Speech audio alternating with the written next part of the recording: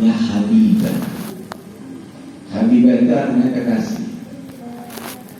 Ya, kita semua tahu kalau sama Siti Aisyah manggilnya Humairah. Kita semua pernah dengar begini, tapi kita pernah mengamalkan enggak? Ustaz bukan nggak mau mengamalkan, cuma rasanya saya katanya mau ngomong begitu tuh nggak keluar. Ya, iya, mau sama istri, mau Habibah gitu kan, tengok dulu ada orang nggak?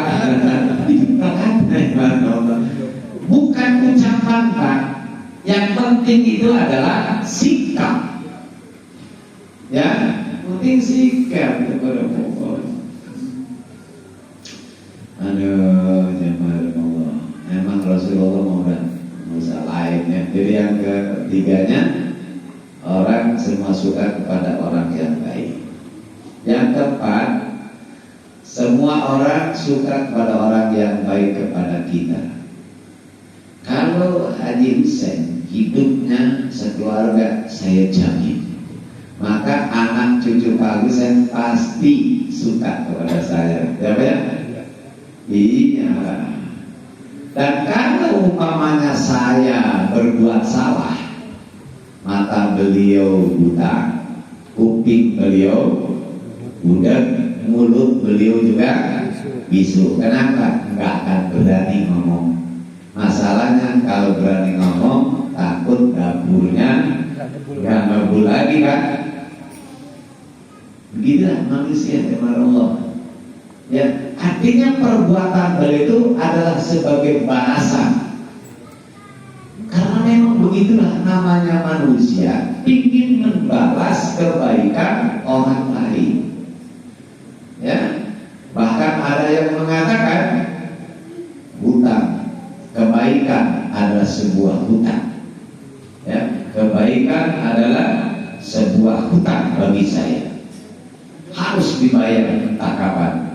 Nah, kadang-kadang yang begini lah, sifat begini dimanfaatkan tuh oleh orang-orang yang mau nyalon jadi gubernur, nyalon jadi presiden, ya 300.000 kan mikir orang baik banget ngasih 300.000 kepada kita. Kita tanya, pikir lagi, dia bercolok lagi bang nyalon doang 300 gitu. Nah, intinya dari Allah. Ya. Yang keempat, yang kelima, semua orang suka kepada keindahan. Ya, semua orang pasti suka kepada yang indah.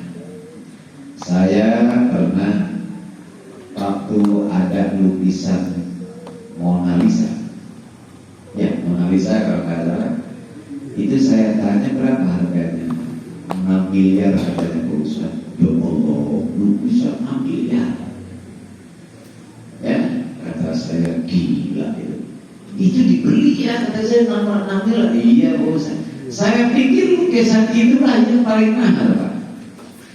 Saya buka di Google, ya, lukisan termahal di dunia. Langsung keluar 10 lukisan termahal di dunia. Yang pertama itu harganya Pak 3,7 triliun. Lukisan itu harganya 3,7 triliun. Kata saya orang gilanya. Ya, siapa yang beli? MBS Pak. Ya, Muhammad bin Salman. Ya Allah, itu lukisannya kayaknya biasa-biasa aja. Ya, kalau saya baca gitu Pak, itu lukisan jadinya di lukis itu baru jadi 2 tahun Pak. Ada yang 3 tahun. Oh gitu, saya pikir sebulan jadi ya. Ya Allah gitu jemaah. Jadi demikian jemaah, itu lukisan. Apanya yang indah? Karena saya nggak ngerti keindahan Pak di balik lukisan. Tapi yang jelas saya bisa membaca begini, bahwa ini di dalam pribadi si pelukis ada 3 sifat. Sehingga nanti orang kalau melihat ini dua orang yang punya tiga sifat ini, yang melihat tulisannya kayak apa, pasti indah, pasti mahal. Tiga sifat itu, satu adalah ilmu, yang kedua kudrat, yang ketiganya irodah. Ini dulu kita kalau ngaji tauhidnya, wujud kita bako mukhalafatul hawadis itu sampai sini ya cuma begitu saja. Padahal kalau orang jabarinnya bisa luar biasa itu, Pak. Apa yang dimaksud dengan sifat ilmu di sini? Ini si pelukis, Pak, mempunyai pengetahuan yang luar biasa di bidang ilmu seni lukis, ya kan? Satu. Yang kedua, dia juga mempunyai kemampuan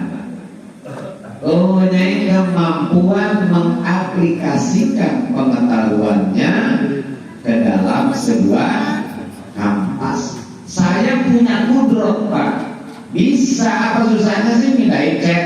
Cuma saya tidak punya ilmunya. Mindahinnya bisa, tapi ilmunya nggak ada. Makanya gambar ikan mas jadi ikan betok. Kenapa? Ilmunya nggak ada. Ada yang ilmunya luar biasa, tapi kudratnya nggak ada. Karena apa? Tangannya buntung, ya. Berarti orang ini punya ilmu, punya kudrat, terus nggak kebetulan ada irodah, emang ingin menuangkan ilmunya ini ke dalam kanvas. Indah sekali itu orang, itu kan.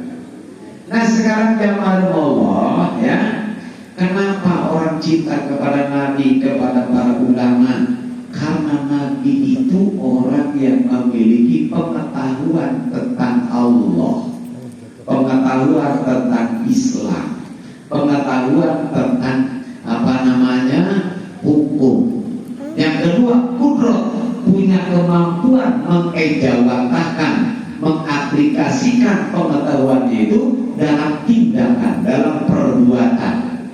Sehingga langkah-langkah Nabi ini adalah merupakan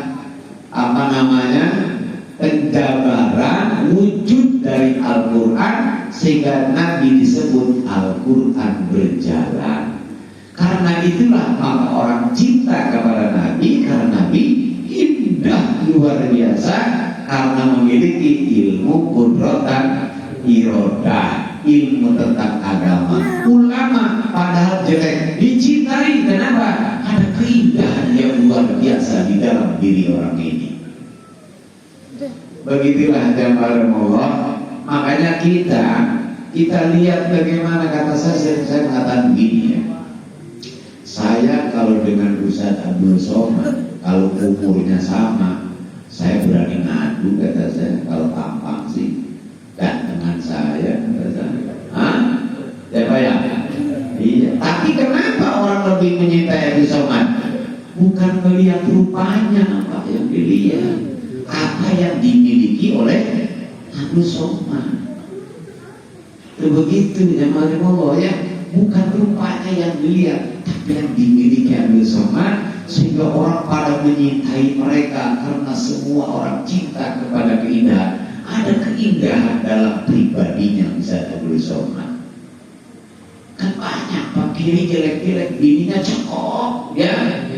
Iya, itu luar biasa begitu. Ya salah. Makanya kalau orang sudah mendalami agama, ya Allah, insya Allah di situ indah.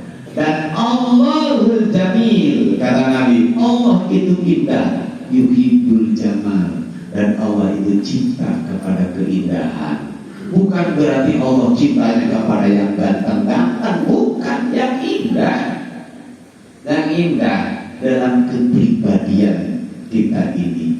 Begitu. Maka Islam, Pak, tidak mengutamakan keturunan, ya.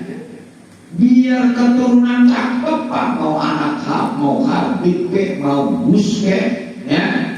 Kalau tidak ada keindahan dalam pribadinya, Islam kan. Tapi biar anak tukang apa, tukang beli, tukang apa, dilihat oleh Allah